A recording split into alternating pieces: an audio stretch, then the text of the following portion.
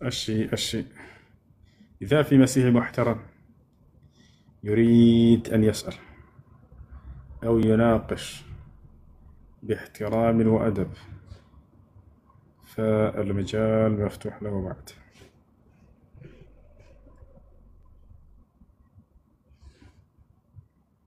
يا أبا بكر.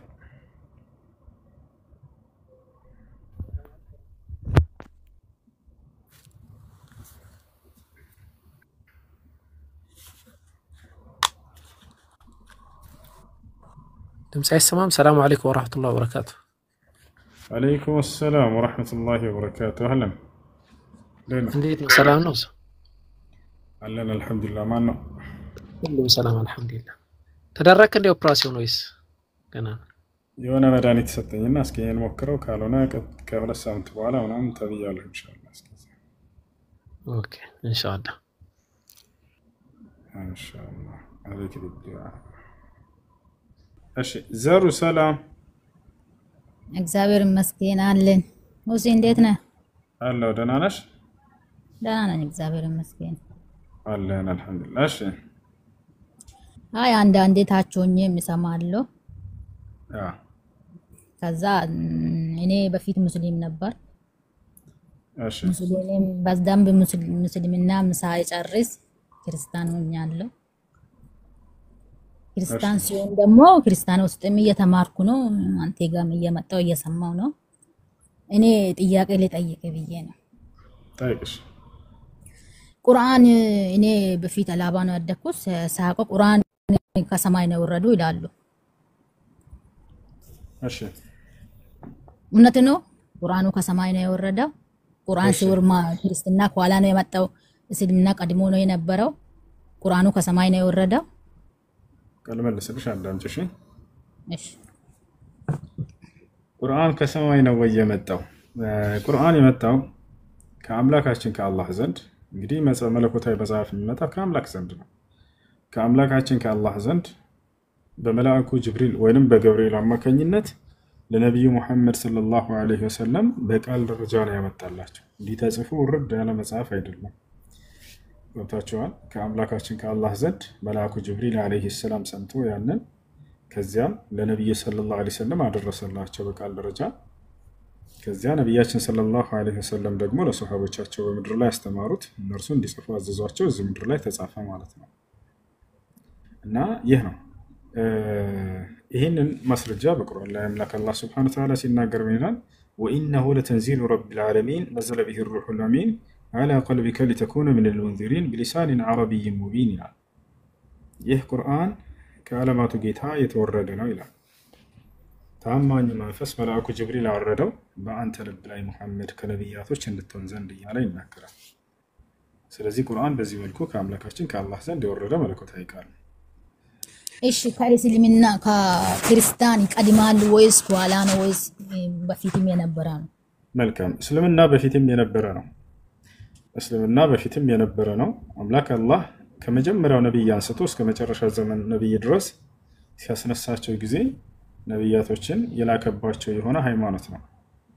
እንተሻል ኖህ ሙስሊም እንደነበር ቃል በቃል ይናገራል። ኖህ ወኡምርቱ አን አኩነ ሚነል ሙስሊሚን አለ። እኔ ከሙስሊሞች እንደሆን ታዘዝኩኝ አለ። እሺ እንግዲህ ኖህ የዛሬ ሰው አይደለም፣ በጣም የቆየ ሰው ነው አይደል? ኖህ እኔ ሙስሊም ነኝ ያለ ተናግሯል። ልክ እንደው ከዚያ በኋላ የመጡ ነብያትም እንደዛው ማካነ ኢብራሂም የሁዲያን ወላ ነስራንያ ወላኪን ካነ ሐኒፈ ሙስሊማ ይላል። አብርሃም አይሁድ አልነበረም ክርስቲያንም አልነበረም ካለ በኋላ ነገር ግን ሙስሊም ነበር እያለ ቃል በቃል ይናገራል። ልክ እንዲሁ የአብርሃም የልጁ ልጅ ያዕቆብ ቃል በቃል ምን ይላል? ያ በኒያ ኢነላህ አስጠፋ ለኩም ዲን ፈላ ተሙቱነ ኢላ ወአንቱም ሙስሊሙን ይላል። ልጆቼ ሆይ አደራ ሙስሊሞች ሆናችሁ እንጂ እንዳትሞቱ አላቸው ልጆችን ይላል። እሺ ቁርአኑን እንደዚህ ከመለኮት አንዴ ነው ወይስ አሁን ለምሳሌ ዛሬ አመት የሚጻፈው አለ የሚቀጥለው አመት የሚጻፈው አለ ወይስ አንዴ ነው ያለቀው? ቁርአኑ ተሰጥቶ እዛኔ ቀድሞ ክርስቲያን የለም ምን የለም ቀድሞ ያለው ሙስሊምና ነው ብለኛል። ከዛ ቀድሞ ነው የነበረው ቁርአኑ አንዴ የመሐመድ እጅ ተጽፎ ነው ያለቀው ወይ መሐመድ ነው ወይ ከመሐመድ በኋላ ሙስሊምና አለ ያለቀውን ነው የተቀበለው ወይስ በኋላም እየተጻፈ እየተሞላ እየተጨመረ ነው ወይስ አንዴ ነው ያለቀው? በሳቸው ነብይ የተደረጉት በ40 ዓመታቸው ነው። ከዚህ ዓለም የተሰናው የሄዱት ደግሞ በ63 ዓመታቸው ነው። ስለዚህ ነብይ ከተደረጉበት ጊዜ ጀምሮ እስከሚሞቱበት ጊዜ ድረስ ለ23 ዓመታት ያክል ነው ቁርአን የወረደው። ለ23 ዓመት ያክል ወረደ። ከዚያ እርሳቸው ከሄዱ በኋላ ቁርአን አልወረደም። የዛኔ እርሳቸውን አላህ ቃሉን እንደሞላላቸው በቃ ፈጸመ። ቃሉ ሲናገር ይላል اليوم أكملت لكم دينكم على أنه زاري هيمانوتاችሁን ሞላሁላችሁ አላላካችን አላህ وأتممت عليكم نعمتي በእናንተ ላይ ጸጋዬን ፈጸምኩኝ እያለ ይናገራል። ورضيت لكم الإسلام دينا ከሃይማኖትም ሁሉ እስልምናን ብቻ ወደድኩላችሁ እያለ ይናገራል። ስለዚህ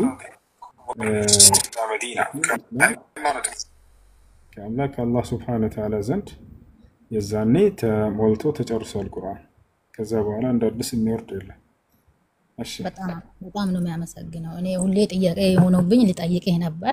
አሁን ኢየሱስ ክርስቶስ ሳይመጣ ቁርአኑ ተጽፎ አልቋል ማለት ነው? ኢየሱስ ክርስቶስ ከነብዩ መሐመድ ሰለላሁ ዐለይሂ ወሰለም በፊት የተላከ ነብይ ነው። ነብዩ መሐመድ ሰለላሁ ዐለይሂ ወሰለም ከእርሳቸው በፊት ነው የተላከው። እሱ ኢየሱስ ከነብዩ ሰለላሁ ዐለይሂ ወሰለም ወደ 600 ዓመትና ከዛ በላይ ይቀድማል።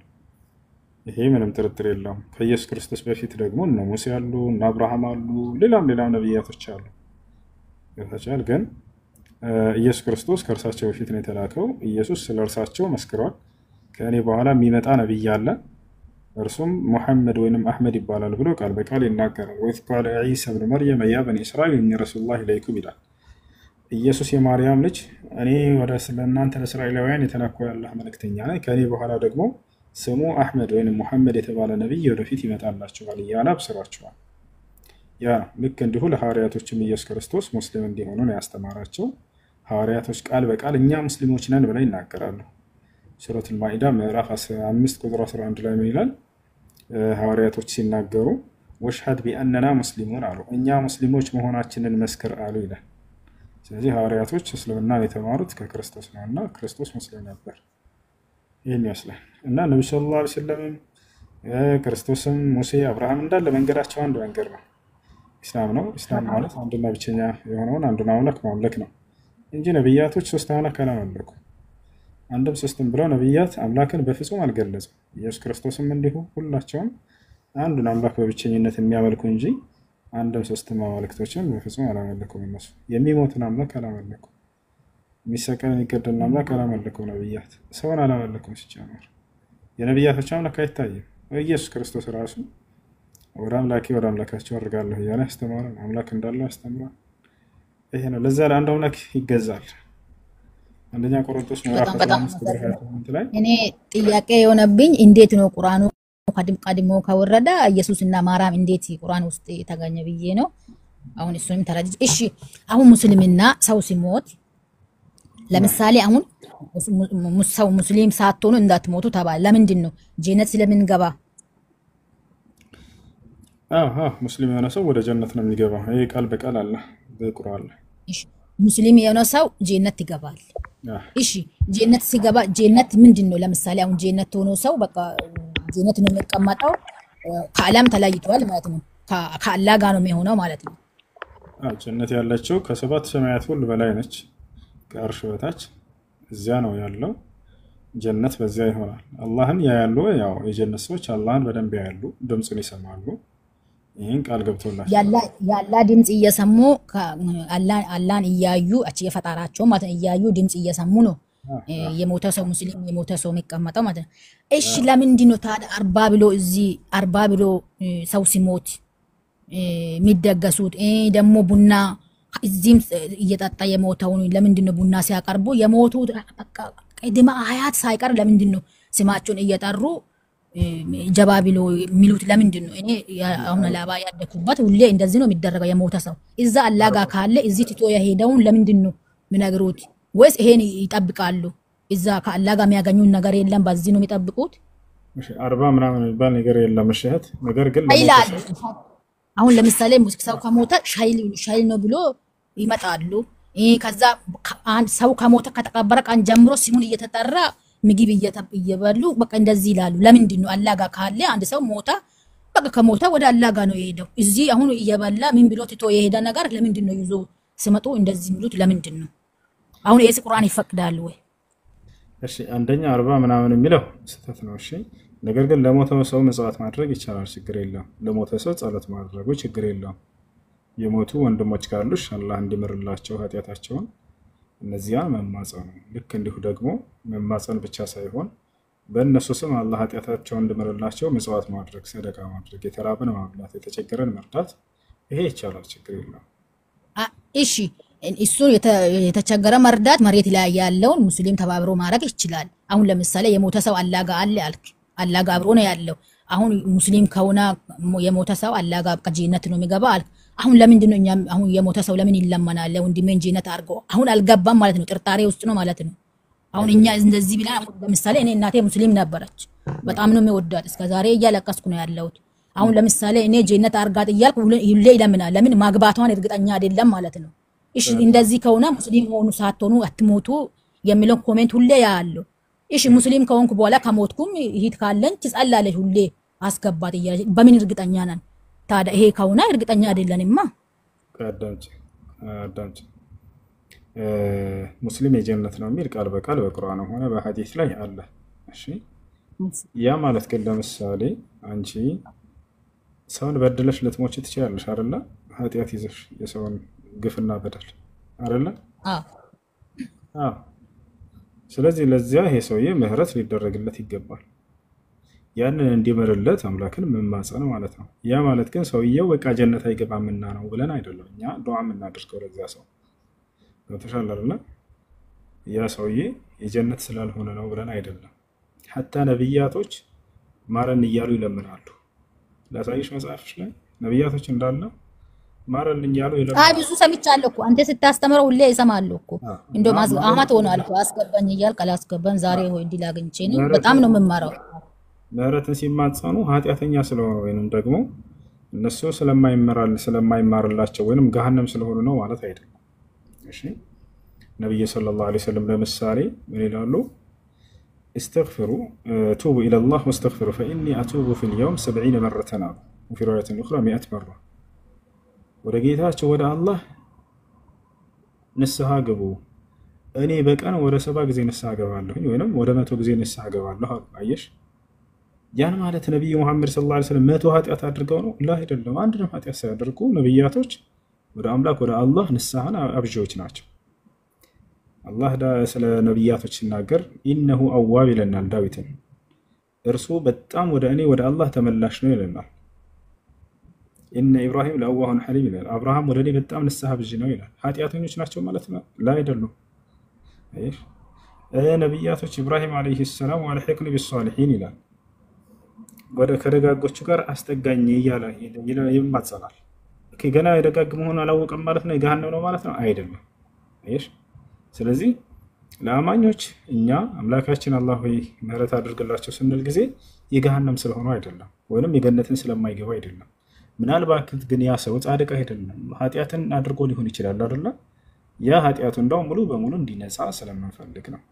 የበደላቸው ሰዎች ካሉ፣ ያስቀየማቸው ሰዎች ካሉ፣ የቀማቸው ሰዎች ካሉ በእነዚያ ምክንያት እንዳይጠየቅና እንዳይቀጣ ያ ሰው ንስሐ ሳያደርግበት የሞተው ኃጢአት ካለ እንዲማርለት ለዚያ ነው ይሄን የምናደርገው።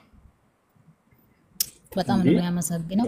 እሺ አሁን ለሰላት ደግሞ አሁን ለምሳሌ ሙስሊም የሆነው መንገድ ላይ ሲሄድ አዛን ከተባለ ውሃ የለም ብሎ ምክንያት አድርጎ ማለፍ አይችልም። ያለበት በአፈሪም ቢሆን ወደ አድርጎ ሰላቱን ይሰግዳል። ለምንድን ነው ምህረት የሌለ ቦታ ውሃ ያለበት ቦታ ደርሶ እስከሚሰግድ ምን ችግር አለ ቢሄድ? ለምን አሁን ለምሳሌ ሰው መንገድ ላይ ሆኖ የሚመቸው የሚሆን ይችላል፣ በመኪና ላይ የሚሆን ይችላል። እሺ እዛኔ እንዴት ነው ምህረት የለም?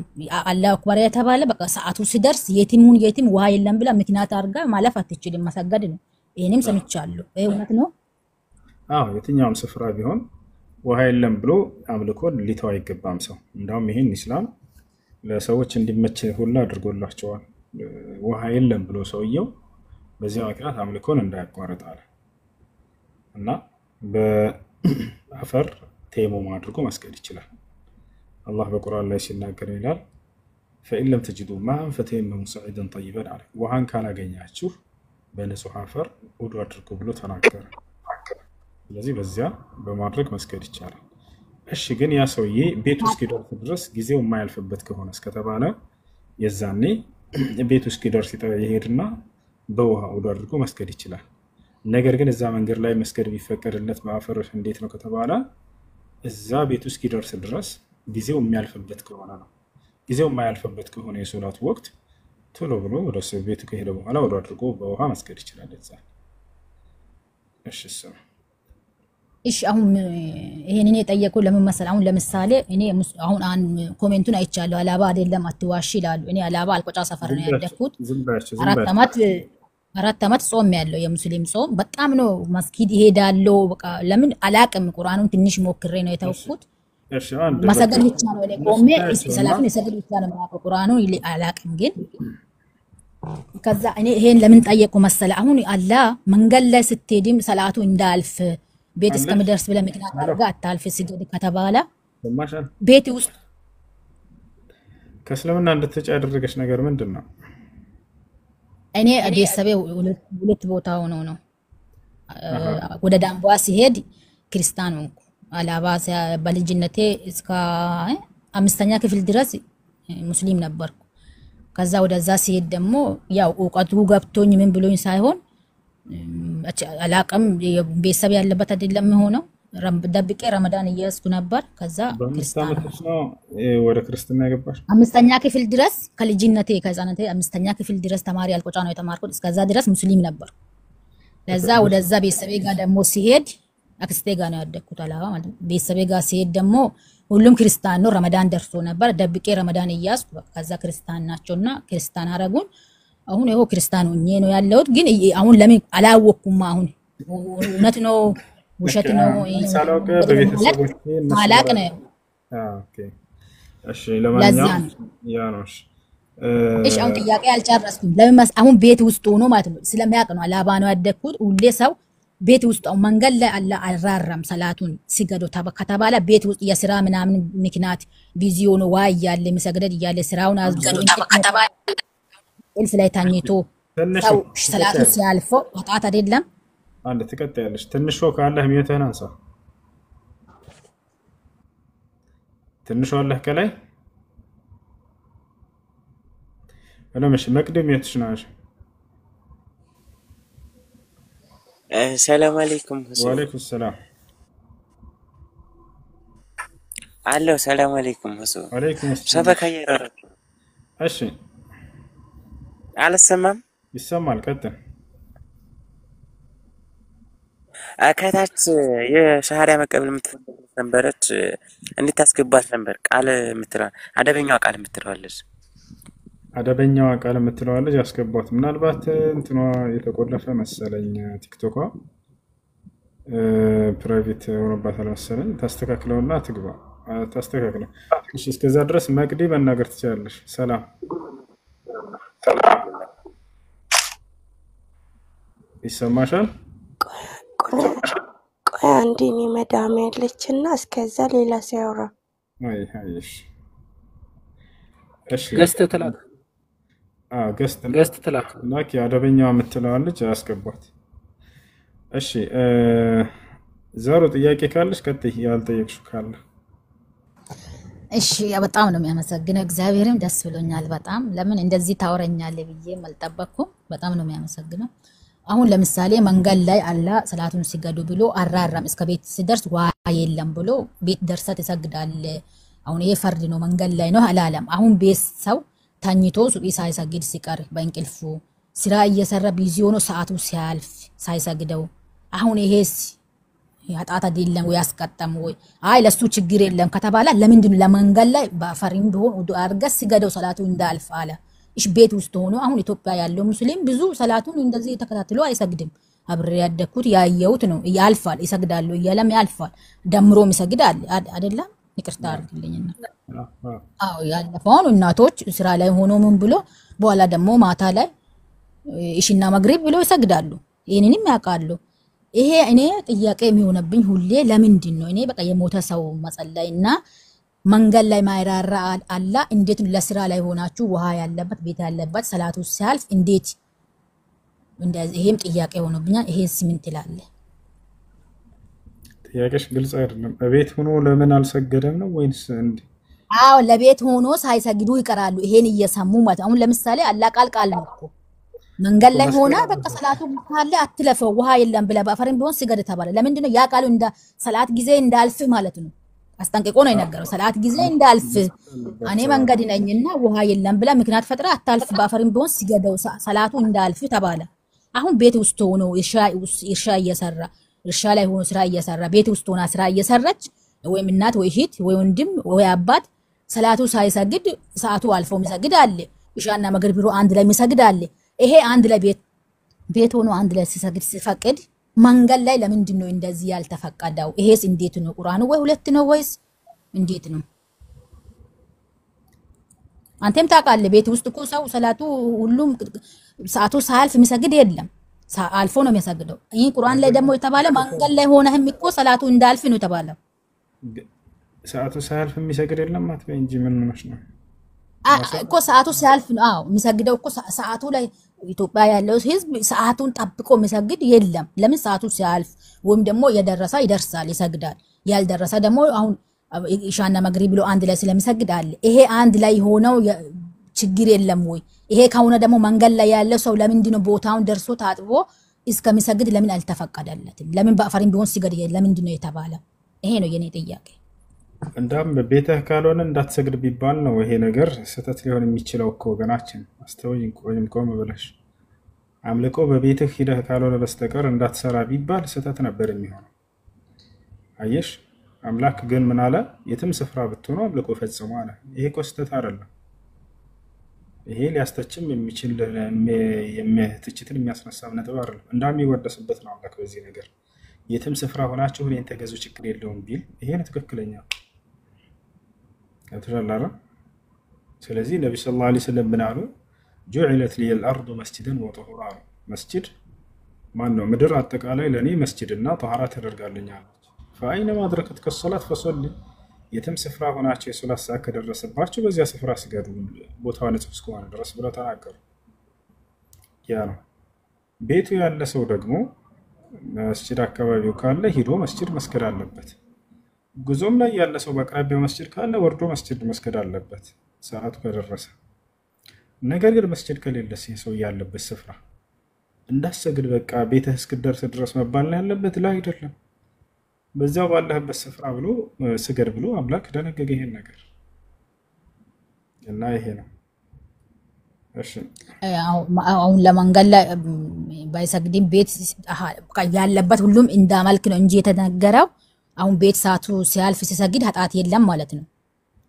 መንገድ ነው ብሎ እንዳይቀሩ በቃ እንደዚህ ነው እንጂ የተነገረው። ለቤት ሆኖ ቢቀርም ኃጢአት የለም። አውቆ ሆን ብሎ ቢያሳልፍ ኃጢአት ነው እህት ወገናችን። አውቆ ሆን ብሎ ማሳለፍ አይፈቀድም። አሁን ብሎ የሚያሳልፍ የለም እኮ። አሁን እኔ ጥያቄ የሆነብኝ የሆነ ነገር ከኝ እኮ ያሳልፋል አንዳንድ ሰው ያ ሰው ይቀጣል በዛ ይሄን በማድረግ ይሄን ማድረግ የለበትም። ኦኬ በቃ ገብቶኛል። በጣም ነው የሚያመሰግነው። በጣም ነው የሚወድ እና ከብራለን። እሺ ሌላ ጊዜ እንገናኛለን። በርታ። አይ መቃብር መዘየር ይፈቀድለታል? ቢዘየር ችግር የለውም፣ ግን ዱዓ ማድረግ አይችልም። ዱዓ ማድረግ አይችልም። استغفار ማድረግ አይችልም። ታዲያ ለምንድን ነው የሚሄደው ከተባለ ለመገሰጽና ለመመከር። እንደ ሰው ወደ ቀብር ሲሄድ ጊዜ ለሁለት ዓላማ ነው። አንደኛ ዱዓ ሊያደርግ፣ ሁለተኛ ለመገሰጽ ነው። ነብዩ ሰለላሁ ዐለይሂ ወሰለም አላ ኢኒ ኩንቱ ቀድ ነሃይቱኩም ዐን ዚያረቲ አልቁቡር አላ ፈዝሩሃ ፈኢነሃ ትዘክሩኩም አልአኺራ ነው። አዋጅ እኔ ቀብርን ከመዘየር ከልክያችሁ ነበር፣ አሁን ግን ፈቅጄላችኋለሁ፣ ሰይሩ ከፈለጋችሁ እርሷ አኺራን ታስታውሳችኋለችና። ስለዚህ አንደኛው ዓላማ ሊየተዐዘ ቢሂ በዚያ ሊመከርና ሊገሰጽ ነው። ሁለተኛው ዓላማ ምንድነው ደግሞ? ለዚያ ሰው ዱዓ ለማድረግ ነው። ለዚህ ማስረጃ ነብዩ ሰለላሁ ዐለይሂ ወሰለም ሐዲስ ላይ ሲናገሩ በእርሳቸው ጊዜ አንድ ሰው ሞቶ ከተቀበረ በኋላ ምን አሉ? ሰሉ ለአኺኩም ተስቢት ፈኢነሁ الآن يسأل። ለወንድማችሁ ዱዓ አድርጉለት እርሱ አሁን ይጠይቃልና ብለው ተናግረዋል። ዱዓ ለማድረግ ነው ሁለተኛው ዓላማ። وكذلك ليستغفر له. وقد جاء في الحديث أن النبي صلى الله عليه وسلم قال استغفروا لأخيكم فإنه الآن يسأل. عند ሰው በእርሳቸው ጊዜ በሞተ ጊዜ ልክልሁ ለዚህ ለሞተው ሰው ለወንድማችሁ ምህረትን ተማጸኑለት አሁን ይጠይቃልና ብለዋል። ለዚህ ዓላማ ከሆነ ችግር የለውም። ነገር ግን አላህ ሱብሓነሁ ወተዓላ የካደ ከሆነ ለመመከር ብቻ እንጂ ዱዓና እስትግፋር ለማድረግ አይቻልም። በዚያ ለመገሰጽ ነው። እሺ ሌላኛው ጥያቄ አሁን ቤተሰቦቻችን ያው በእስልምና ሃይማኖት ውስጥ ሳይሆኑ ቀርተው ትላልቆች ናቸውና እንትን ይላሉ ማለት ዱዓ ያደርጉልካል እንደዚህ ያድርግልክ ሲሉክ በእነሱ አምላክ ስም ነው የሚያደርጉልክና ብዙ ጊዜ አሚን የሚባለው ነገር በጣም ነው ውስጤን እንትን የሚለው አልፈልግም አሚን ማለት እና እሺ ብሎ እሺ ብዬም ስል እንትን ይለኛል ማለት እነሱን የሆነ ንቄ ምናምን እንዳይመስላቸውም እንትን ላለው ግን ያላህ ሐቅ ይበልጣልና አሚን ከአላህ ውጭ ሌላን አካል ተጣርቶ የሚለምንን ሰው አሚን ማለት አይቻልም፣ አይፈቅድም። ኦኬ እሺ ሌላኛው ጥያቄ ይቅርታ ጥያቄ አበዛው። ሌላኛው ጥያቄ ደግሞ እኛ በሙስሊሞች ማለት ነው አሁን ቡና ሲፈላ ሆን ተብሎ የሚደረግ ዱዓ አለ። ሆን ተብሎ ወይ ደግሞ ቡናው ይወርዳል ከዛው ጣን እየተጨሰ ዱዓ የሚደረግ ዱዓ አለ እና እሱ ነገር እንዴት ነው? ሽርክ ነው ወይስ ሽርክ አይደለም የሚለው ነገር በዱዓቸው ላይ ድንበር ማለፍ የለባቸውም እና ለዘወትር ያንን ማድረጉ ይሄ ከነብዩ ሰለላሁ ዐለይሂ ወሰለም አልተገኘም። አልፎ ቢያደርጉ ችግር የለውም። ግን በዱዓቸው ላይ ሀያት ጀባ ምናምን የሚል ዱዓ ያደርጋሉ። እንግዲህ ጀባ ማለት ሰጥቻለሁ እንደማለት ነው። ሀያት ጀባ ህይወትን ሰጥቻለሁ እያሉ ነው እነዚህ ሰዎች። ስለዚህ እነሱ ህይወትን የሚሰጡ አይደለም እነሱ። ይህን ለአላህ ሱብሓነሁ ወተዓላ ብቻ ነው እና በዱዓቸው ላይ ድንበር ማለፍ የለባቸውም። በዱዓ ላይ ድንበር ማለፍ ተከልክሏል። ይህን የሚያደርገው አምላክ አላህ ሱብሓነሁ ወተዓላ ሆኖ ሳለ ህይወትን ሰጥቻለሁ፣ ገንዘብ ሰጥቻለሁ፣ እንትን ብያለሁ ማለት ሰውየው ይሄንን ተገቢ አይደለም። ስለዚህ በዱዓው ላይ ድንበር እስካላለፉ ድረስ ችግር አይኖረውም። አልፎ አልፎ አንዱ ለሌላው ዱዓ ቢያደርግ እሺ ጀዛከላሁ ኸይር። መርሐባ ሰላም አለይኩም። ወአለይኩም ሰላም። ሰላም ነው? ዳኛ አልሐምዱሊላህ። እሺ አንድ ጥያቄ ነበረኝ በሰላት ዙሪያ እንድታብራርኝ ልፈልግ ነበር። ማን ተረከ ሰላተ ዋሂደ ፈቀድ ከፈረ የሚለውን አያ እንዴት ሐዲሱን ማለት ነው ሶላትን የተወሰነ ኩፍሩ ከኢስላም ያስወጣል ነው ወይስ ሰላቱን ስለተዋ የሱን ጀዛ እንትን ይቀጣል ነው? ከእስልምና አጥቷል ነው። هذا ما فهمه العلماء وخاصة العلماء الحنابلة وهم الذين على الحق ما يكفوا الصلاة صلاة كتبها النبي صلى الله عليه وسلم العهد الذي بيننا وبينهم الصلاة فمن تركها فقد كفر بالله صلاة يتوات ويرقدم كفر بالله ايش ከኢስላም ያስወጣዋል ማለት ነው? አዎ ያስወጣል። እሺ አንድ ጊዜ ሰግዶ አንድ ጊዜ የሚተውሰው ይሄም ተውበት አድርጎ ለዚያ ሶላት ቀዷ መስገድ አለበት። አንድን ሶላት የተወሳው ከሆነ ብሎ ቢተውሰው ይከፍራል። يرتد عن دين الإسلام እዚህ ማስረጃ ነብያችን ሰለላሁ ዐለይሂ ወሰለም በርግጥም ከፍሯል ማለት ነው። አውቆ የተወሰው እያወቀ ጊዜው እንደደረሰ እያየ እሺ እንዴት አዳምጣለ ነብዩ ሰለላሁ ዐለይሂ ወሰለም ሐዲስ ላይ ምን አሉ? من ترك صلاة العصر فقد عمله አሉ። አንዲትን ሶላት የዐስርን ሶላት የተወሰው በርግጥም ስራው ሁሉ ታብሷል አሉ።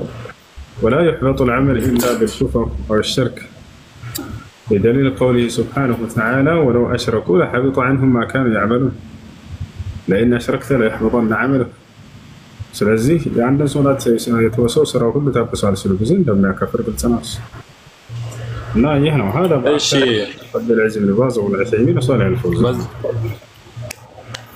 በዚህ አጋጣሚ ተከራክረን እንደዚህ ባልኩ ብዬ ስመልስለት አይ አንድ ሰው የላ ኢላሃ ኢላላህ መንገድ ከሆነ ጀሃነም አይገባም ሰላት ስለተዋ ብቻ ብሎ ተከራከረ። እንዴት ታያለ? አንድ ሰው በእስላም ነው ያለው በላ ኢላሃ ኢላላህ አለው ብሎ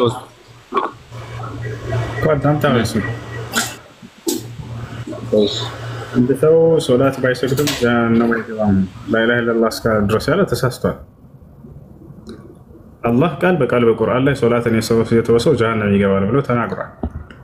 ሱረቱ አልሙደሲር ላይ ምን አለ? ማ ሰለከኩም ፊ ሰቀር ቃሉ ለም ነኩ ሚነል ሙሰሊን። ጀሃነም ሰዎች ይጠየቃሉ ሰቀር ጀሃነም ውስጥ እንድትገቡ የዳረጋቸው ምንድነው ሲባሉ ጊዜ ሶላት አንሰግድም ነበር ብለው ይመልሳሉ አለ። ስለዚህ ሶላት አለመስገዳቸው ጀሃነም እንዲገባ አድርጓቸዋል። አላህ ቃል በቃል ሶላትን የተወሰው ጀሃነም እንደሚገባ ተናግሯል በቁርአን ላይ። እሺ ሹክራን ጀዛከላህ ኸይራ። ሰላም አለይኩም ሰላም አለይኩም ወራህመቱላሂ ወበረካቱ። ወአለይኩም ሰላም ወራህመቱላሂ ወበረካቱ። ሰላም ነው አልሐምዱሊላህ።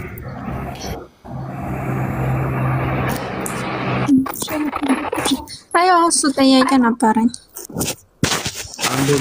አንድ ባል ነፍሰ ጡር ኒካ ይወርዳል አይወርድም? ምንድነው ያልሽው?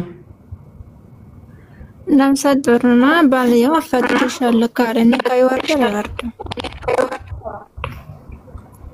ነፍሰ ጡር ሆና ባልየው ፈትሻለሁ ካለ ኒካ ይወርዳል። ኒካ ይወርዳል። ልጆች አንዴ ታባ አድርጉሽ፣ ድምፅ ይቆራርጣል። ነፍሰ ጡር ሆና ፈትሻለሁ ኒካ ይወርዳል። የዒዳ ጊዜው የሚያልቀው ግን መቼ ነው ከተባለ ልጁን ስትወልድ ጊዜ ነው። አላህ ሱብሓነሁ ወተዓላ ይህን አስመልክቶ በሱረቱ ጠላቅ ላይ ሲናገር ወላኢ የኢስነ ሚነል መሒድ ሚን ኒሳኢኩም ኢን ኢርተብቱም ፈዒደቱሁነ ሰላሰቱ አሽሁር ወላኢ ለም የሒድ ወኡላቱል አሕማሊ አጀሉሁነ የضዕነ ሐምለሁነ ይላል። ይህ ነው የእርግዝና ባለቤት ሴቶች የዒዳ ጊዜያቸውን የሚጨርሱት ልጁን ሲወልዱ ጊዜ ነው ብሏል። ስለዚህ ልጁን እስክትወልድ ድረስ የዒዳ ጊዜ ነች። ሶስቱንም ኒካ እስካልጨረሰ ድረስ እስክትወልድ ድረስ ባለው ጊዜ መመለስ ከፈለገ ረጃዕቱ ካለ ይመለሳል። ከወለደች በኋላ መመላለስ መታረቅ ይቻላል። እንደዚያ ኒካ ነው የምታሰራ። ኦኬ እርጉዙን አይፈታትም ድጋሚ መመላለስ ይችላል ወይ ነው ጥያቄሽ? ሶስቱንም ኒካ ጨርሰዋል አልጨረሱም? ሶስቱን ግን ፈትቻለሁ ነው ያለው። እንደዚህ እኮ መመላለስ ይችላሉ። ሳትወልድ በፊት ረጃዕቱ ይበላል። እሺ ጀዛኩምላ طيب فكر خلاص ሰላም አለይኩም። ወአለይኩም ሰላም ወራህመቱላህ። ሰላም ነው እሷችን አልሐምዱሊላህ አለን። እኔ አንድ ጥያቄ ነበረኝና እሺ እዚህ እኛ ጎረቤት አካባቢ የሆነ ቸርች አለና አንዳንድ ሰዎች መጥተው ይጠይቁናል። ወደዛ መጠቆም እንዴት ነው የሚታየው? እሺ መንገድም ማያውቁ ምናምን ይመጣሉ ሰፈር ላይ። እሺ በሰፈራ አንድ ሰው መጣና አስካሪ መጠጥ የሚሸጥበት ቤት የት ነው ብሎ ጠየቀ። የዛኔ ታመለክተዋለህ አልተመለከተም? አይ ተመለክተው? ለምን? ያው ወደ ጥሩ ያመለከተ ጥሩ እንደሰራ ነው ስለሚባል ذلك والشرك أكبر من الكبائر ከታላላቅ ወንጀሎች በላይ ነው ሽርክ ደግሞ። ከአላህ ውጭ ማዳም ልኮ ለሚሰራ ሰው ምንም አይነት ነገር ማመላከትን ከዚያ በላይ ነው የሚሆነው። እሺ ነው። እሺ ጀዛኩሙላሁ ኸይራ። ወያክ እሺ ባረከላሁ ፊኩም።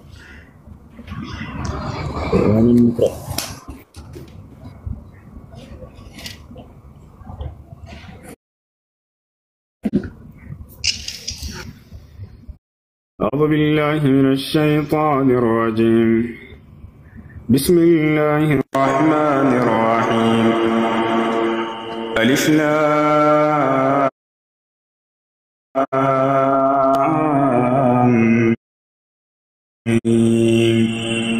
ذلك الكتاب لا ريب فيه هدى للمتقين الذين يؤمنون بالغيب ويقيمون الصلاة ومما رزقناهم ينفقون والذين يؤمنون بما أنزل إليك وما أنزل من قبلك وبالآخرة هم يوقنون أولئك على هدى من ربهم وأولئك هم المفلحون إن الذين كفروا سواء عليهم أأنذرتهم أم لم تنذرهم لا يؤمنون ختم الله على قلوبهم وعلى سمعهم وعلى أبصارهم غشاوة ولهم عذاب عظيم ومن الناس من يقول آمنا بالله وباليوم الآخر وما هم بمؤمنين يخادعون الله والذين آمنوا وما يخدعون إلا أنفسهم وما يشعرون في قلوبهم مرض فزادهم الله مرضا ولهم عذاب أليم بما كانوا يكذبون وإذا قيل لهم لا تفسدوا في الأرض قالوا إنما نحن مصلحون ألا إنهم هم المفسدون ولكن لا يشعرون وإذا قيل لهم آمنوا كما آمن الناس قالوا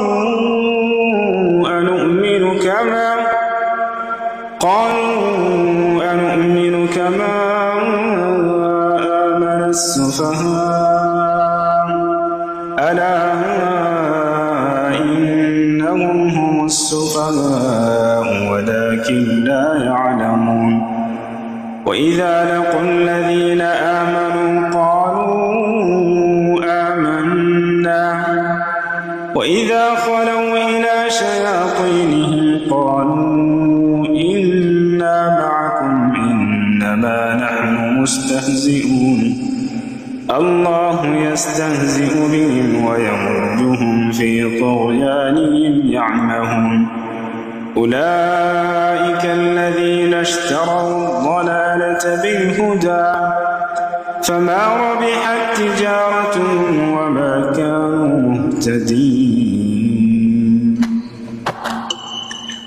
مثلهم كمثل الذي استوقد نارا فلما أضاءت ما حوله ذهب الله بنورهم وتركهم في ظلمات لا يبصرون صم بكم عمي فهم لا يرجعون أو كصيب من السماء فيه ظلمات ورعد وبرق يجعلون أصابعهم في آذانهم من الصواعق حذر الموت والله محيط بالكافرين يكاد البرق يخطف أبصارهم كلما أضاء لهم مشوا فيه وإذا أظلم عليهم قاموا ولو شاء الله لذهب بسمعهم وأبصارهم إن الله على كل شيء قدير يا أيها الناس اعبدوا ربكم الذي خلقكم والذين من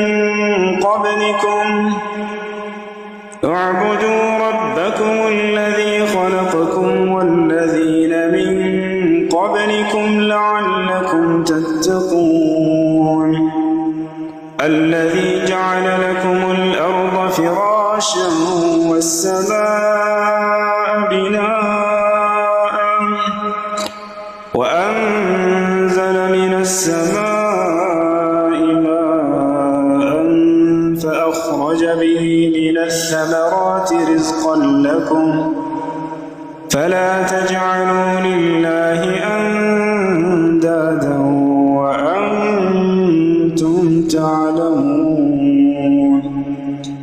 وإن كنتم في ريب مما نزلنا على عبدنا فأتوا بسورة من مثله وادعوا شهداءكم من دون الله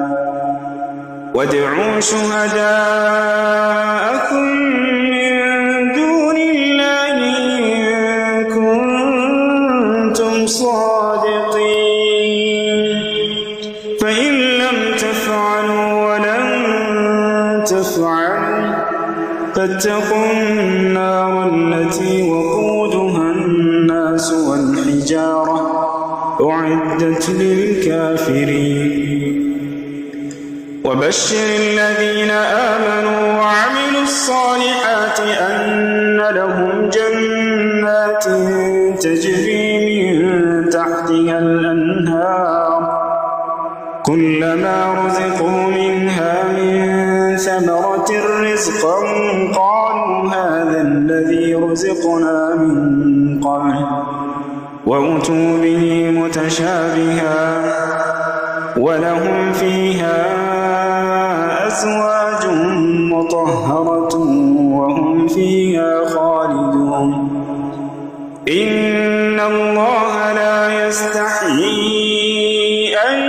يضرب مثلا ما بعوضة فما فوقها فأما الذين آمنوا فيعلمون أنه الحق من ربهم وأما الذين كفروا فيقولون ماذا أراد الله بهذا مثلا يضل به كثيرا ويهدي به كثيرا وما يضل به إلا الفاسقين الذين ينقضون عهد الله من بعد ميثاقه ويقطعون ما أمر الله به أن يوصل ويفسدون في الأرض أولئك هم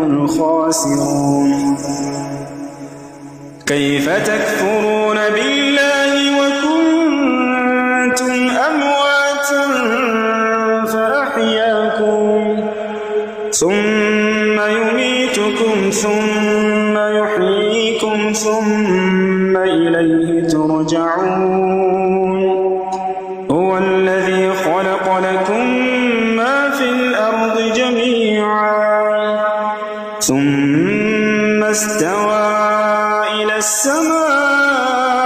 السماء فسواهن 7 سماوات وهو بكل شيء عليم وإذ قال ربك للملائكة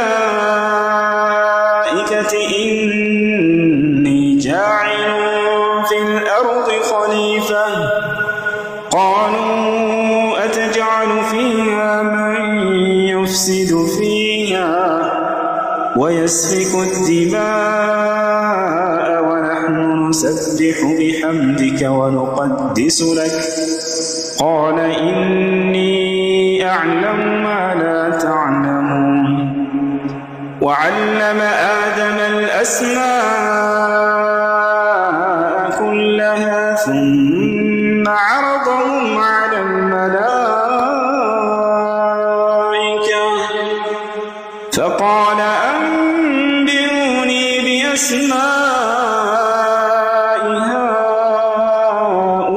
هؤلاء إن كنتم صادقين قالوا سبحانك لا علم لنا إلا إنك أنت العليم الحكيم قال يا آدم أنبئهم بأسمائهم فلما أنبأهم بأسمائهم قال ألم أقل لكم إني أعلم غيب السماوات والأرض وأعلم ما تبدون وما كنتم تكتمون وإذ قلنا للملائكة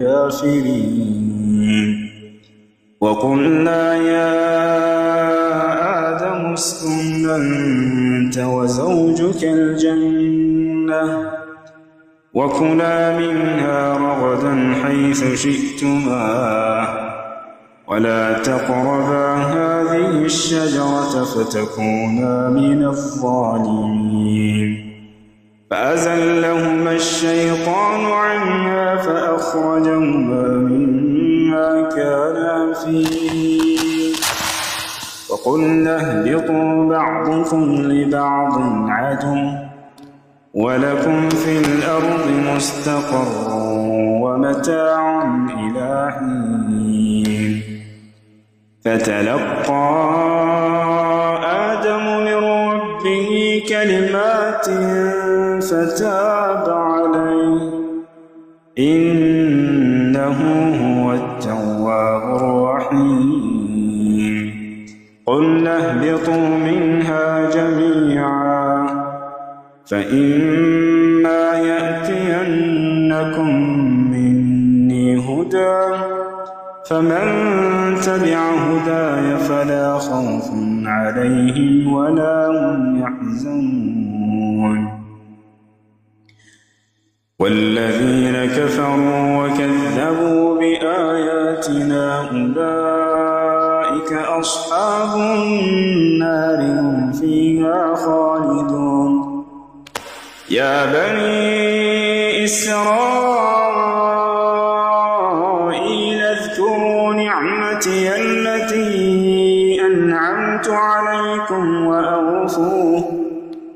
وأوفوا بعهدي أوف بعهدكم وإياي فارهبون وآمنوا بما أنزلت مصدقا لما معكم ولا تكونوا أول كافر به ولا تشتروا بآياتي ثمنا قليلا وإياي فاتقون ولا تلبسوا الحق بالباطل وتكتموا الحق وأنتم تعلمون وأقيموا الصلاة وآتوا الزكاة واركعوا مع الراكعين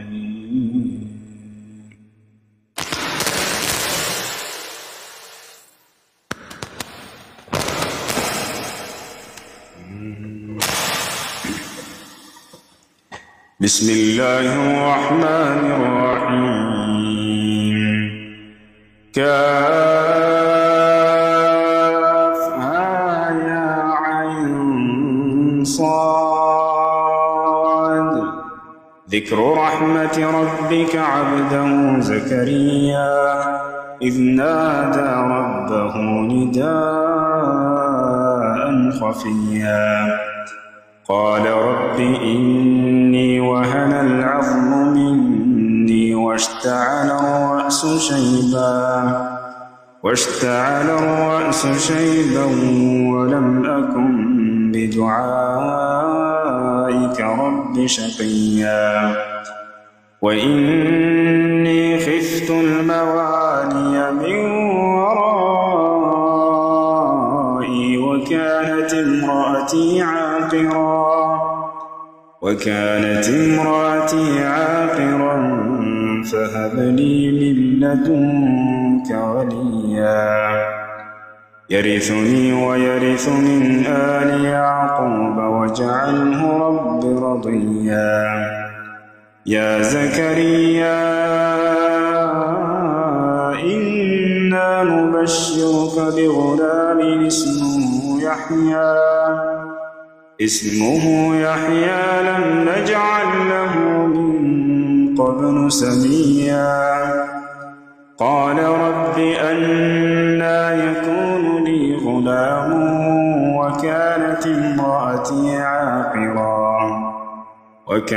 امرأتي عاقرا وقد بلغت من الكبر عتيا قال كذلك قال ربك هو علي هين وقد خلقتك من قبل ولم تك شيئا قال رب اجعل لي آية قال آيتك ألا تكلم الناس 3 ليال سويا فخرج على قومه من المحراب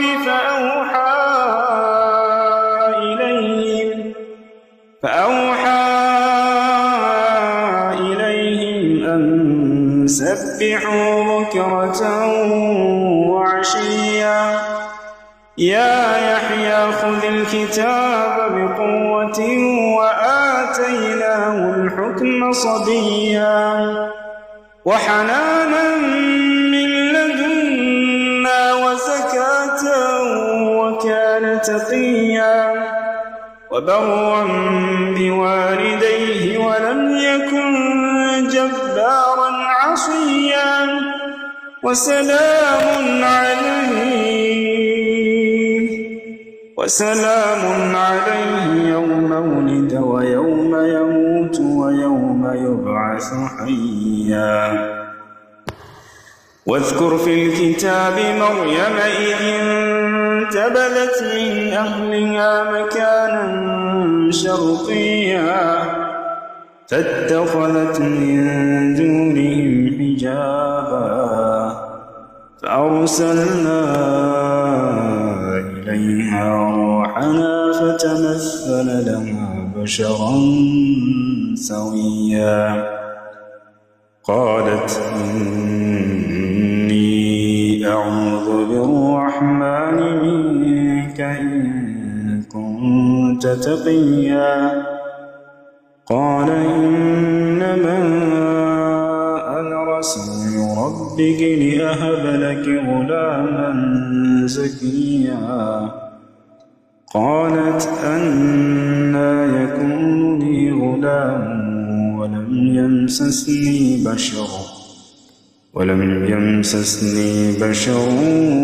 ولم أك بغيا قال كذلك قال ربك هو علي هين ولنجعله آية للناس ورحمة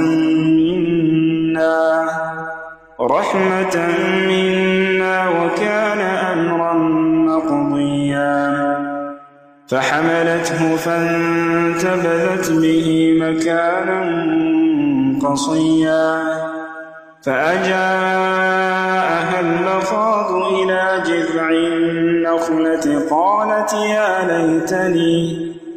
قالت يا ليتني مت قبل هذا وكنت نسيا منسيا فناداها من تحتها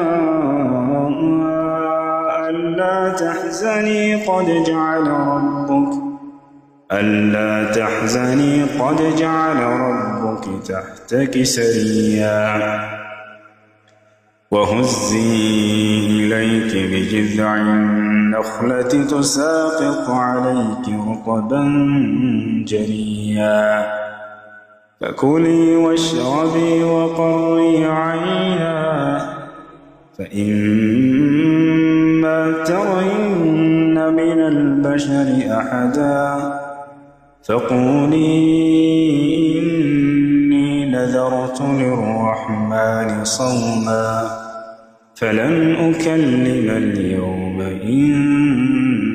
إنسيا فأتت به قومها تحمله قالوا يا مريم لقد جئت شيئا فريا يا أخت هارون ما كان أبوك امرأ سوء وما كانت أمك بغيا فأشارت إليه قالوا كيف نكلم من كان في المهد صبيا قال إني عبد الله آتاني الكتاب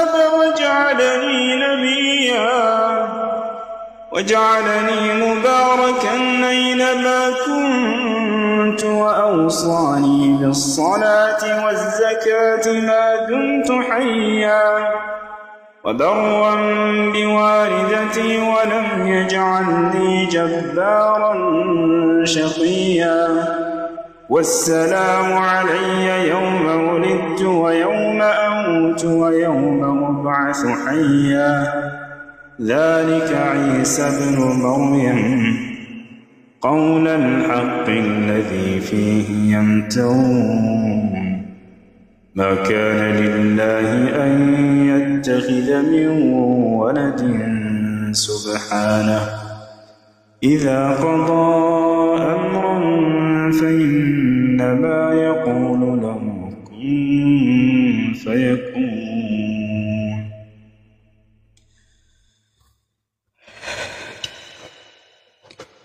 وإن الله ربي وربكم فاعبدوه هذا صراط مستقيم فاختلف الأحزاب من بينهم فويل للذين كفروا من مشهد يوم عظيم أسمع بهم وأبصر يوم يأتوننا لكن الظالمون اليوم في ضلال مبين وأنذرهم يوم الحسرة إذ قضي الأمر وهم في غفلة وهم لا يؤمنون إنا نحن نرث الأرض ومن عليها وإلينا يرجعون واذكر في الكتاب إبراهيم إنه كان صديقا نبيا إذ قال لأبيه يا أبت لم تعبد ما لا يسمع ولا يبصر ولا يغني عنك شيئا يا أبت إني قد جاءني من العلم ما لم يأتك فاتبعني أهدك صراطا سويا يا أبت لا تعبد الشيطان إن الشيطان كان للرحمن عصيا يا أبت إني أخاف أن يمسك عذاب من الرحمن فتكون للشيطان وليا قال أراغب أنت عن آلهتي يا إبراهيم لئن لم تنته لأرجمنك واهجرني مليا قال سلام عليك سأستغفر لك ربي إنه كان بي حفيا وأعتزلكم وما تدعون من دون الله وأدعو ربي عسى ألا أكون بدعاء ربي شقيا فلما اعتزلهم وما يعبدون من دون الله وهبنا له إسحاق ويعقوب وكلا جعلنا نبيا ووهبنا لهم من رحمتنا وجعلنا لهم لسان صدق عليا واذكر في الكتاب موسى إنه كان مخلصا وكان رسولا نبيا وناديناه من جانب الطور الأيمن وقربناه نجيا ووهبنا له من رحمتنا أخاه هارون نبيا واذكر في الكتاب إسماعيل إنه كان صادق الوعد وكان رسولا نبيا وكان يأمر أهله بالصلاة والزكاة وكان عند ربه مرضيا واذكر في الكتاب إدريس إنه كان صديقا نبيا ورفعناه مكانا عليا أولئك الذين أنعم الله عليهم من النبيين من ذرية آدم وممن حملنا مع نوح ومن ذرية إبراهيم وإسرائيل وممن هدينا واجتبينا إذا تتلى عليهم آيات الرحمن خروا سجدا وبكيا فخلف من بعدهم خلف أضاعوا الصلاة واتبعوا الشهوات فسوف يلقون غيا إلا من تاب وآمن وعمل صالحا فأولئك يدخلون الجنة ولا يظلمون شيئا جنات عدن التي وعد الرحمن عباده بالغيب إنه كان وعده مأتيا لا يسمعون فيها لغوا إلا سلاما ولهم رزقهم فيها بكرة وعشيا تلك الجنة التي نورث من عبادنا من كان تقيا وما نتنزل إلا بأمر ربك له ما بين أيدينا وما خلفنا وما بين ذلك وما كان ربك نسيا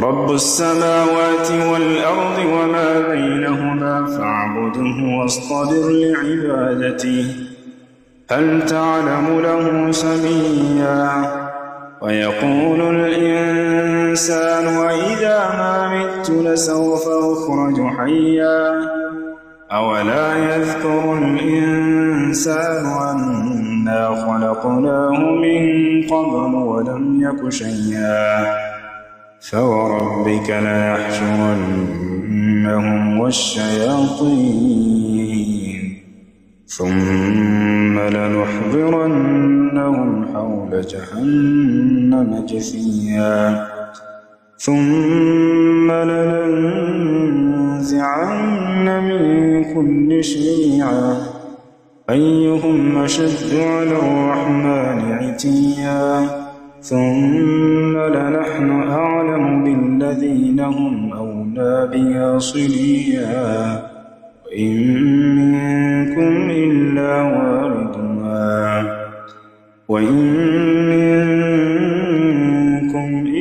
واردها كان على ربك حتما مقضيا ثم ننجي الذين اتقوا ونذر الظالمين فيها جثيا وإذا تتلى عليهم آياتنا بينات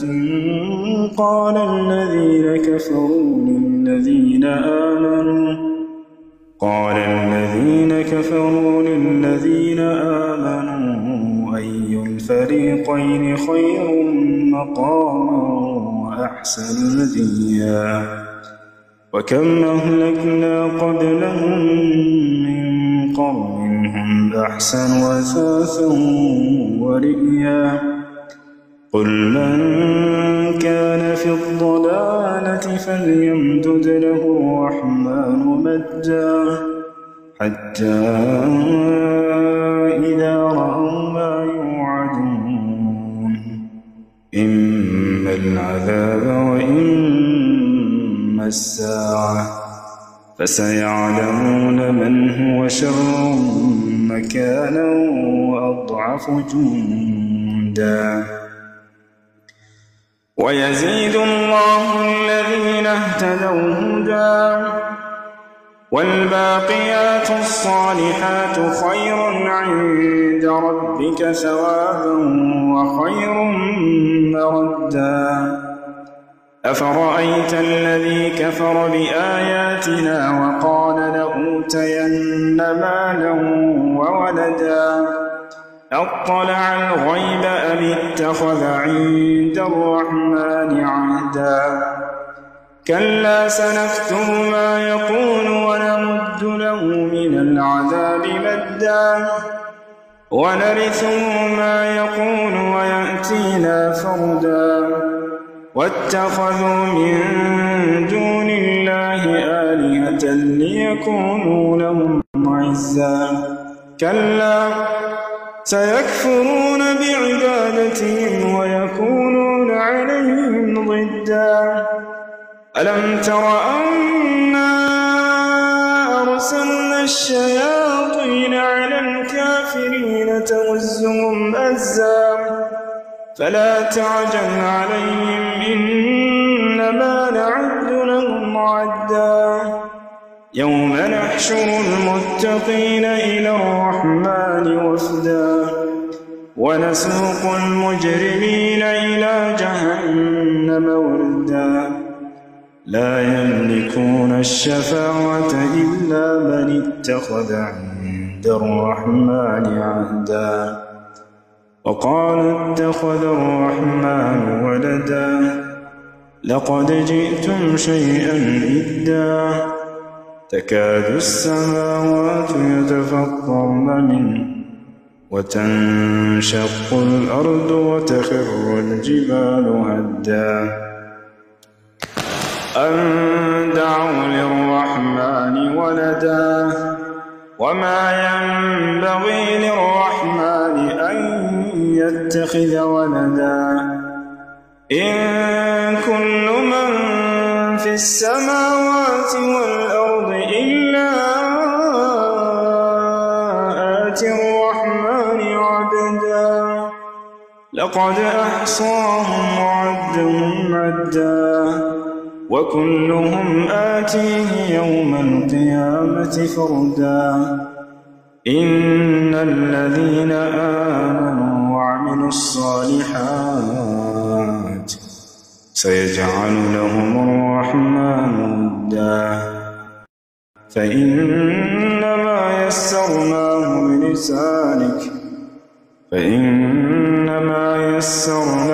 بلسانك لتبشر به المتقين وتنذر به قوما لدا وكم أهلكنا قبلهم من قرن هل تحس منهم من أحد أو تسمع لهم ركزا يا عبادي الذين آمنوا إن أرضي واسعة فإياي فاعبدون كل نفس ذائقة الموت كل نفس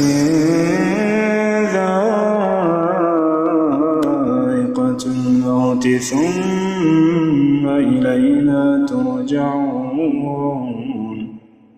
والذين آمنوا وعملوا الصالحات لنبوئنهم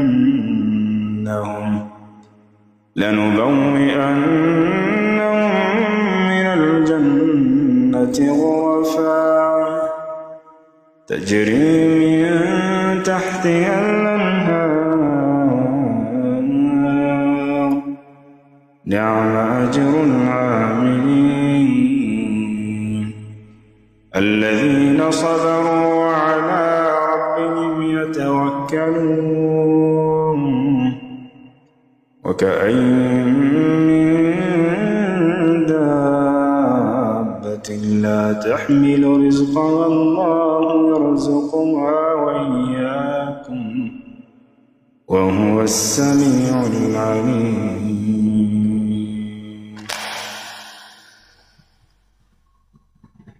وما لنا ألا نتوكل على الله وقد هدانا سبلنا ولنصبرن على ما آذيتمونا وعلى الله فليتوكل المتوكلون وقال الذين كفروا لرسلهم لنخرجنكم من أرضنا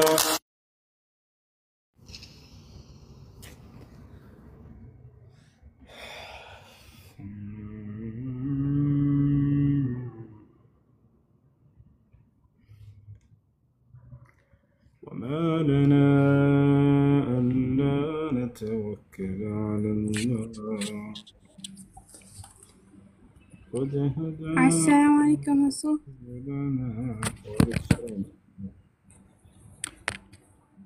ጥያቄ መጠየቅ ይቻላል? እሺ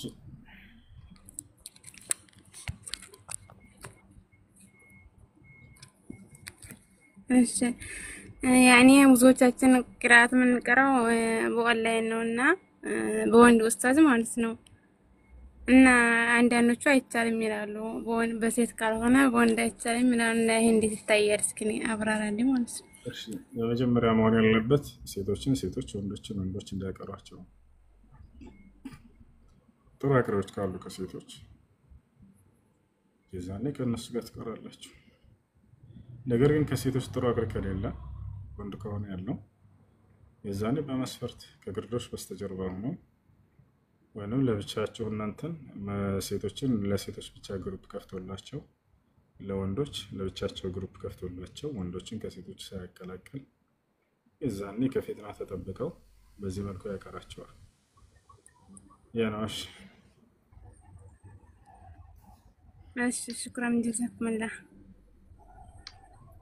አፉን አሁን ተሻለ የተሻለ ነው አልহামዱሊላህ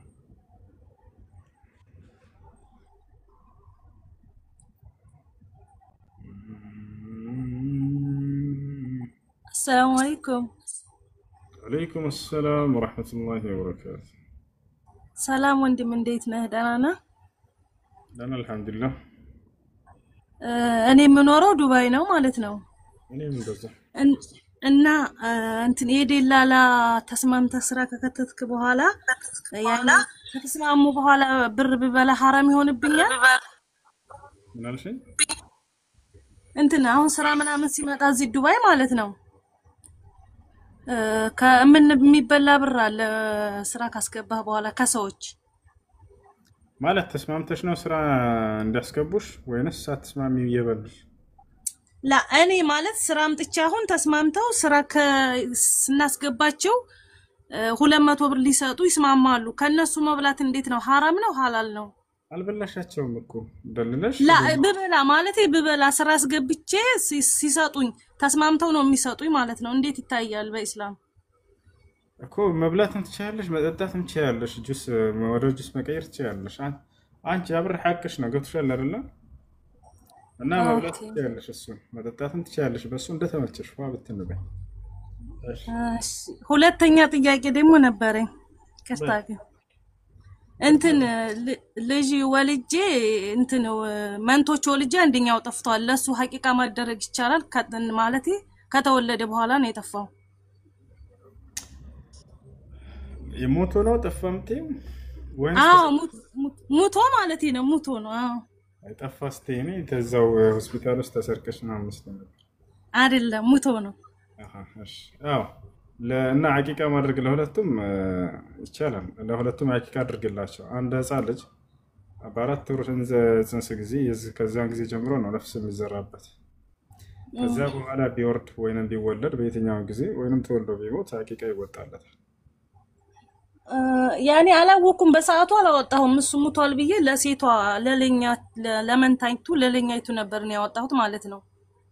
አሁን ትችላለሽ ማውጣት ለሱ ይቻላል። ጊዜው ቢረዝም ችግር የለውም። ያ ጊዜው የፈለገው ቢረዝም ችግር የለውም። ከወለድሽው ለምሳሌ ዛሬ 1000 ዓመት በፊት ቢሆንም አሁን ላይ ማውጣት ትችላለሽ። እሺ እሺ ሽክራን ጀዛከላህ ኸይር። ወያኩ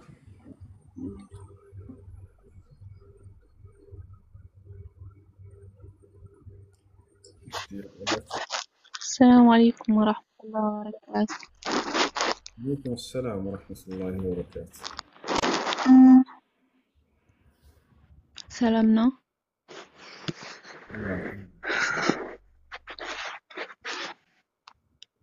እኔ አንድ ጥያቄ አለኝ። ጥያቄ ግን ያኔ ወሳኝ ጥያቄ ነው።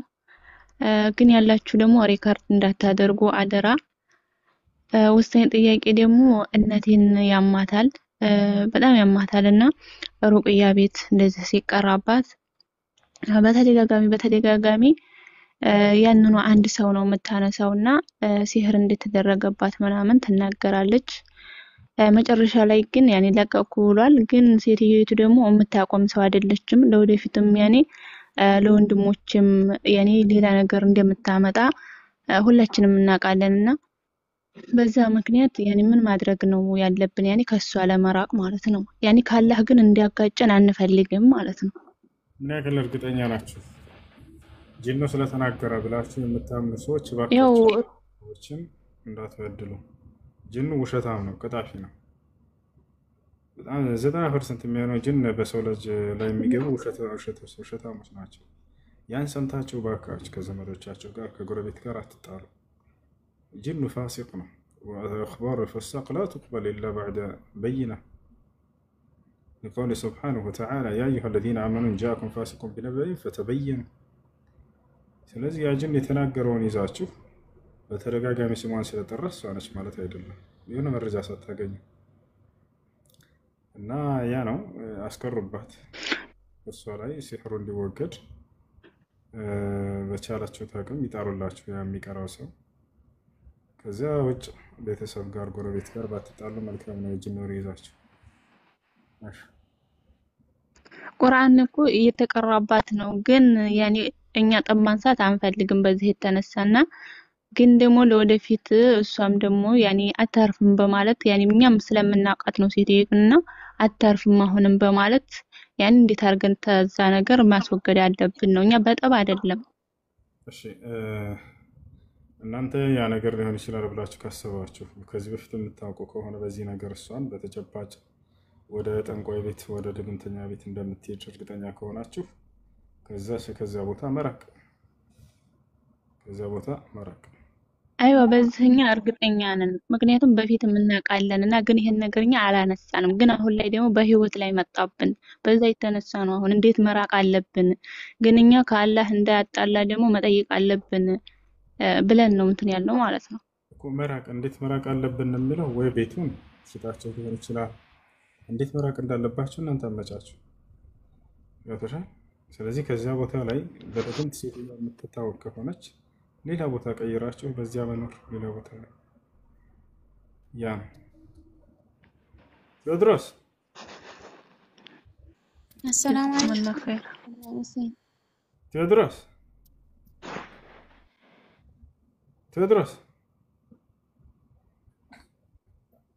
በደንብ ተናገር። እዚህ ኮሜንት ላይ አይደለም። ايش هو يعني دياك عجلنا. السلام عليكم ورحمة الله وبركاته. ቴዎድሮስ አለ ኮሜንት ላይ ምን እያልክ ነበር? ተናገር፣ በድምጽ አውራ። የምትፈልገውን አውራ። ስለስልምና ጠይቅ። ደስ ያለህን በእኔ ላይ ተናገር። ኮሜንት ላይ ከምትናገር ተናገር። ገብተህ ወንድ ልጅ ነህ አይደለ? ሄሎ አለ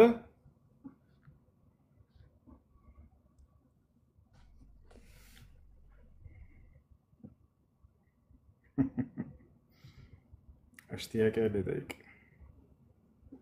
እሺ አሰላሙ አለይኩም ወራህመቱላሂ ወበረካቱ። የኮሜንት አርበኛ ነው። ኮሜንት ላይ መጻፍ ይችላል። ወአለይኩም ሰላም ወራህመቱላሂ ብዙ ሳልጨርስ አታስወርደኝ በኋላ ያኔ ደሩሪ የሆነ ነገር ነውና መልስልኝ ማለት ነው። እና ጥያቄ ወንድሜ የሆነች ልጅ ሊያገባ ነበር ማለት ነው። ያኔ እሱም ዳይ ነውም ያቀረም ነው። ግን አሁን ያቺም ልጅ በዲኗ ጠንካራ ናትና እሱ ሊያገባ ሲሆን አሁን ቤተሰቡ ኒካ አታስርም የራሴ ጎሳ ካልሆነች እሱ ደግሞ ያኔ እስላም እስከሆነች ድረስ እኔ ዲኗን ብቻ ነው የወደድኩት ብሎ አሁን ላይ በጣም ተሰባጅቶ ስላለ እስቲ ጠይቅና ንገረኝ። እኔ ብቻዬን ኒካ ማሰር እችላለሁ ወይ? ይችላል። ያኔ ጎሳ የሚባል ነገር አለ ወይ? በቃ በላ ኢላሀ ኢላላህ ከሆነ ሰለምቴ የሚባል ነገር ሰለምቴ ማለት ምን ማለት ነው? ሰለምቴ ማለት ጀግኖች ናቸው። በሙስሊምና ላይ ካደገው በላይ የሚበልጡ ጠንካራ የሆኑ ሙስሊም አካሎች ናቸው። ለምሳሌ መጀመሪያዎቹ ሰለምቴዎች የነብዩ ሰለላሁ ዐለይሂ ወሰለም ሰሃቦች ናቸው። በእነዚያ አማካኝነት እስከ ዛሬ ድረስ የቆየባቸው ሰለምቴ ማለት ነው። ከሰለሙ በኋላ ለዲናቸው ከማንም በላይ ጠንክረው እየሰሩ ያሉ የሙስሊም ሰለምቴዎች ናቸው። እሺ የጌታ ሰው ጸጋና ሰላም ይብዛሎት። እንዴት ኖት?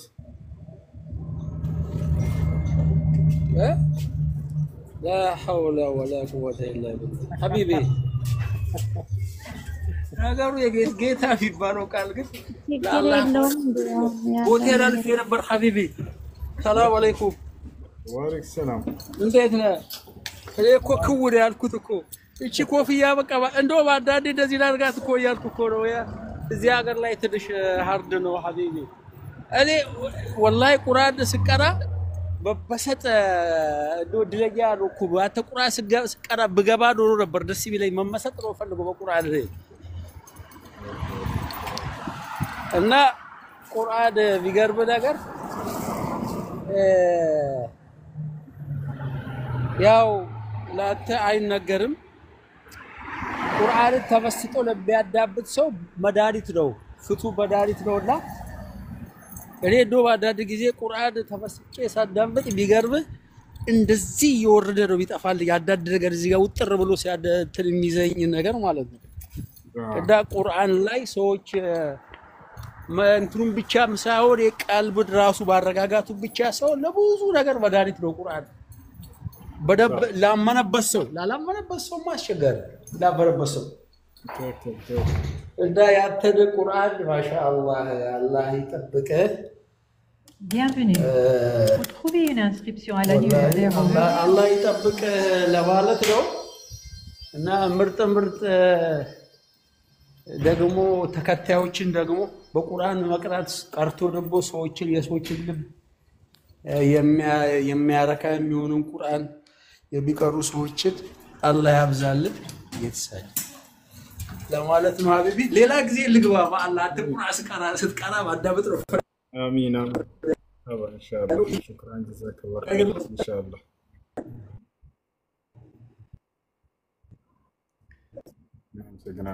እሺ እና ማግባት ይችላል። እሺ ሰው በዘሩ ዘር መስፈርት አይደለም ኒካ ለማሰር። ከየትኛውም ዘር ብትሆን ችግር የለውም። እሷ ቤተሰብ በዚህ ነገር መከልከል አይችልም፣ ወይንም ይሄንን የመከልከያ ሰበብ ሊያደርግ አይችልም። እና ከየትኛውም ሀገር ትሆን ማግባት ይችላል። ከየትኛውም ዘር ትሆን ማግባት ይችላል። ዲን እና አኽላቅ እስካላት ድረስ በዲኗ ያማረላትና አኽላቋ አላሁ ሙስተዓን ውዙ والله برد ገጠመኝ ታውቃለህ? ቤቴ ስገባ ይወል እንደዚህ ኢላሂ ወኢና ኢለይሂ ራጂዑን ለጥፎብኝ የሄዱት ነው። ተመልከት። አየህ ምን ለጥፎብህ ነው? አየሁ የነገር ቤቴ ላይ ለጥፎ እንዴት እንደደረገጥኩ አውዝ ቢላሂ ይሽታረኝ። አየህ ማን ነው? ሱብሃንአላህ ትኑ እዚህ ምናምናቸውን ያመልካሉ ይሃለዊ ምናምን የሚሉት ነገር አለ። አላሁ ሙስተዓን ተመልከት። ይኸውልህ ሰው አላህን እንደማመን በዚህ ምናምን ያምናል። እንዴት አሁን ስመጣ በቃ ቀድሜ ኢንፎርሜሽኑን ባላቅ ኖሮ ማለት ነው ደረግጥ ነበር። ሰይጣን አምላኪዎች ናቸው። ተመልከት የሸይጣን እኮ ጥፍር እኮ ነው ራሱ ሱብሃንአላህ አየው እንዲህ አይነትም አላያቸው አይደል ሰይጣን ሱብሃንአላህ አላህ ይጠብቀን ወላሂ ያስፈራል አሁን ለዚህ ብዳብ ነገር ለጥፎ ምን ፈልጎ መሰለ አይ ዶንት ቲንክ ምናልባት ገንዘብ ፈልጎ ነው በቃ ለዚህ አሁን እንደዚህ ለጥፋሉ መጣና አምጣና ገንዘብ አምጣ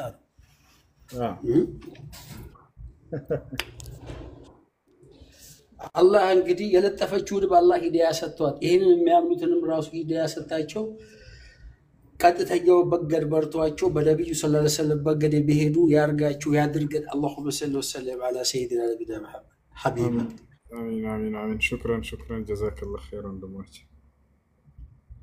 شكرا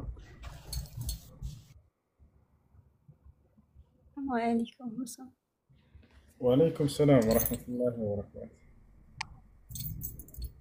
አማና ሰላም ነው አልሐምዱሊላህ ሁሱ ሴት ልጅ ቅንድቧን ማሳጠር እንዴት ይታያል ያኒ የተወሰነ መቀነስ ረዝሞ መቁረጥ ማለት ነው በጣም ረዝሞባት ከሆነ አይኗን እስከ መጋረድ የደረሰ ከሆነ የዛኔ ችግር የለውም ከዛ ውጭ ግን ለውበትና ለመልክ ብላ ምንም ያረዘመውን አይቻልም አይፈቀድም አይናቸው ቅንድብ የሚረዝምባቸው ደግሞ ሲያረጁ ጊዜ ነው አይታችሁ ከሆነ በአብዛኛው ሽማግሌዎች አሮጊቶች የዛኔ ቅንድባቸው በጣም ይረዝምና ወደ አይናቸው እንትን ሊል ይችላል ከዚያ ውጭ ግን ለውበትና ለቁንጅና ብላ እንትን የምትል መታሳጥር ከሆነ አይፈቀድም እሺ ነብዩ ሰለላሁ ዐለይሂ ወሰለም ከልክለዋል ሐዲስ ላይ لعن رسول الله صلى الله عليه وسلم النامصة والمتنمصة ሲል መጥቷል የአላህ መልእክተኛ ነብዩ ሰለላሁ ዐለይሂ ወሰለም ቅንድብን የሚቀነደቡና የሚያስቀነድቡ ሰዎችን ረግማቸዋል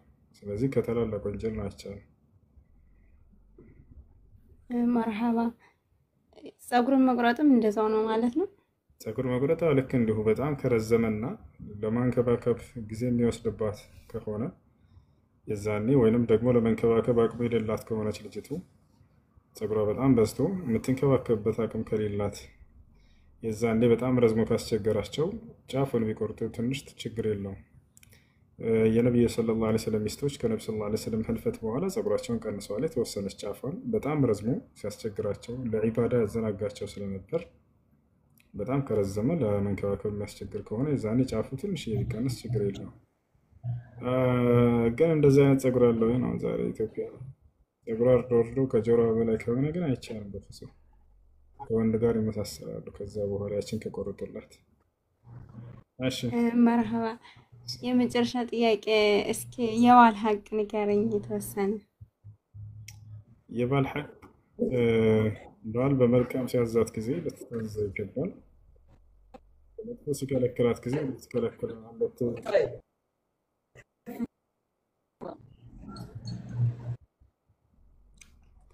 እሺ እና እኩል ሐቅ ነው ያላችሁ በዚህ ጉዳይ ነገራችን ላይ በመልካም ማዘዝና ከመጥፎ መከልከል በሚለው ላይ እና ያ ነው ሚስትም በመልካም ታዘዋለች በመልካም ያዘታል እሱ መጥፎ ሲሰራ ትከለክለዋለች መጥፎ ስትሰራ ይከለክላታል ሌላው ነገር የቤት እሱ ሚስቱን የማስተዳደር ኃላፊነት አለበት እሷ ደግሞ በመጥፎ እስካላዘዛት ድረስ የዛኔ ልትሰማ ይገባል ምናልባት ከቤት መውጣት ብትፈልግ የዛኔ ልታሳውቀውና ልትነግረው ይገባል ያለ ፈቃዱ እንደፈለገች መውጣትና መግባት እሱ ጥሩ አይሆንም ለሱም ለትዳራቸው ጥሩ ያስኬደው እስካገባች ድረስ በባሏ ሐቅ ስር ትሆናለች ይህ ነው እና ብዙ ሰው የሚመስለው እሱ ብቻ የሚያዝ ይመስላችኋል እሷም ልክ እንዲሁ በመልካም ታዘዋለች ከመጥፎ ትከለክለዋለች እኩል ሐቅ አላቸው አላህ ይሄን በቁርአን ላይ ወለሁን مثل الذي عليهن بالمعروف ይላል ለእነርሱ ላይ ባለው ልክ በእናንተ ላይ ልክ እንዲሁ ለእነርሱም ሐቅ አላቸው ለሴቶቻቸው ብሎ ተናግሮላቸዋል ልክ እንዲሁ ደግሞ ሐዲስም ላይ ለሁን ما عليكم وعليهن ما عليهن ብሏል ለእናንተ በእነርሱ ላይ ያለው በእነርሱ ላይ በእናንተ ያለው ላይ ሐቅ አላቸው እኩል ብሎ ተናግሯል ስለዚህ እሺ ጀዛከላህ ኸይራ ያ ሰላም እሺ ልጆች ተሻለ ወይ ላሳያችሁ እንዴ ምናልባት ለውጥ ያለ ይመስለኛል። አሁን የሆነ መድኃኒት ሰጠኝ የተጠቀምኩ ነው። ከ2 ሳምንት በኋላ ለውጥ ከሌለ ኦፕሬሽን እናደርጋለን ብለኛል። ለወለታ ትናንትና ምናምን ሂጅ ወለታ ነው ያወለታ ለታያችሁ 1 2 ከላይ ያለ ቀንሷል መሰለኝ ይታያችኋል። ከላይ ያለችው ትንሽ ያጣ ነበረ። ያውና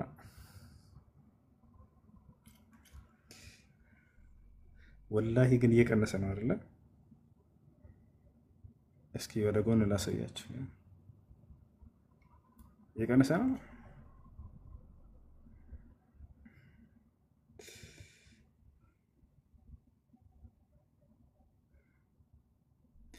በጣም ይገረመኝ ወላሂ ዶክተሩ ማለት ነው። አሁን ለተሄድኩበት ሻርጃ ነው።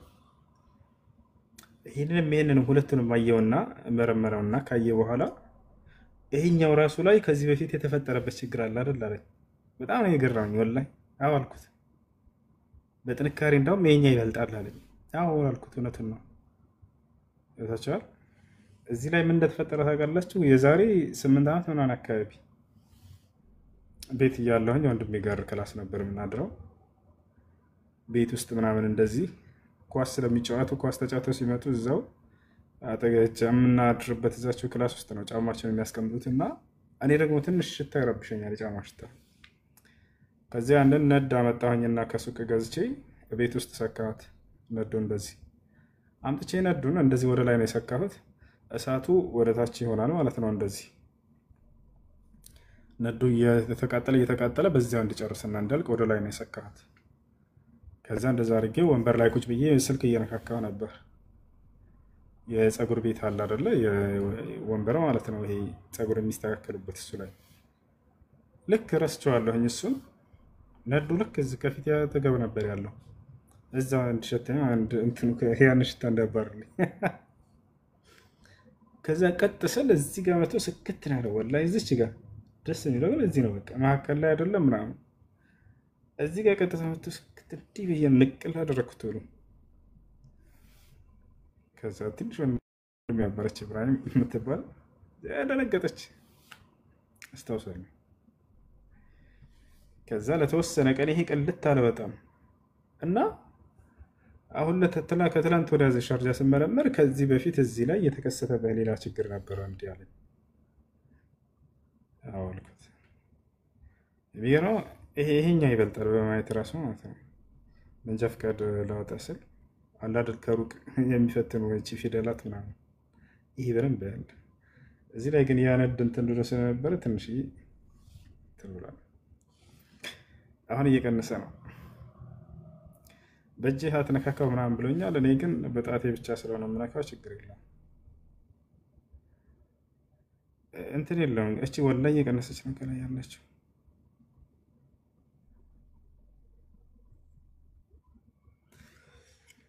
የሰላም እሺ ከዚያስ يا أيها المزمل قم الليل إلا قليلا نصفه أو انقص منه قليلا أو زد عليه ورتل القرآن ترتيلا إنا سنلقي عليك قولا ثقيلا إن ناشئة الليل هي أشد وطئا وأقوم قيلا إن لك في النهار سبحا طويلا واذكر اسم ربك وتبتل إليه تبتيلا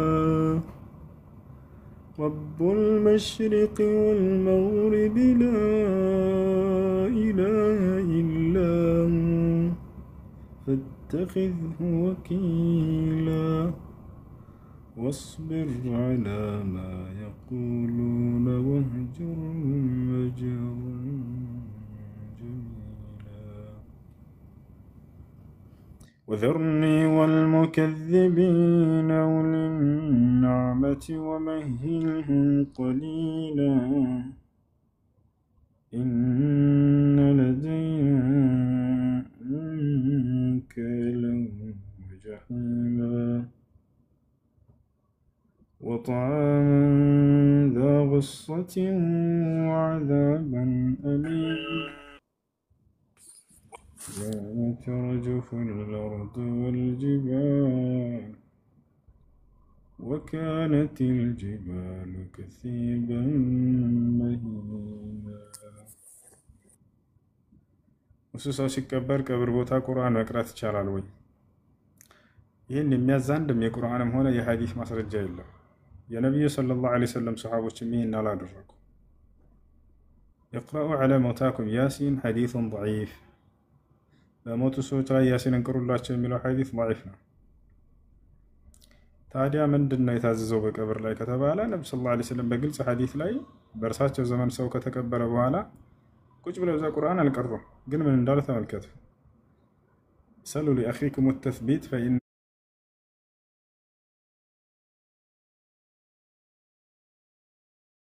الآن يسأل عنه ለዚህ ለሞተው ሰው አላህ የቀብር ጥያቄ በሚጠየቅ ጊዜ ለሰውየው አላህ ጽናት እንዲሰጠው ለምኑለት፣ እርሷን የቀብር ጥያቄ ይጠየቃልና አለው። ስለዚህ ዱዓ ማድረግ ነው የተፈቀደው። በሌላ ሐዲስ ላይ استغفروا لأخيكم فإنه الآن يسأل عنه ለወንድማቸው ለኃጢአቱ ምህረትን ተማጸኑለት አሁን ይጠየቃልና አለው። ስለዚህ በቁርአን ማን ከነብዩ ሰለላሁ ዐለይሂ ወሰለም የተገኘው ምንድነው? ለሞተው ሰው استغفارና ዱዓ ማድረግ። እዛ ሄደው ቁርአን መቅራት ይሄን አልታዘዝንም። وما علمناه الشعر وما ينبغي له إن هو إلا ذكر وقرآن مبين لينذر من كان ميتا لا من كان حيا. ይህ ቁርአን በህይወት ያሉ ሰዎችን ሊያስፈራራ ዘንድ ነው፣ ያስጠነቅቅ ዘንድ ነው። ويحق القول على الكافرين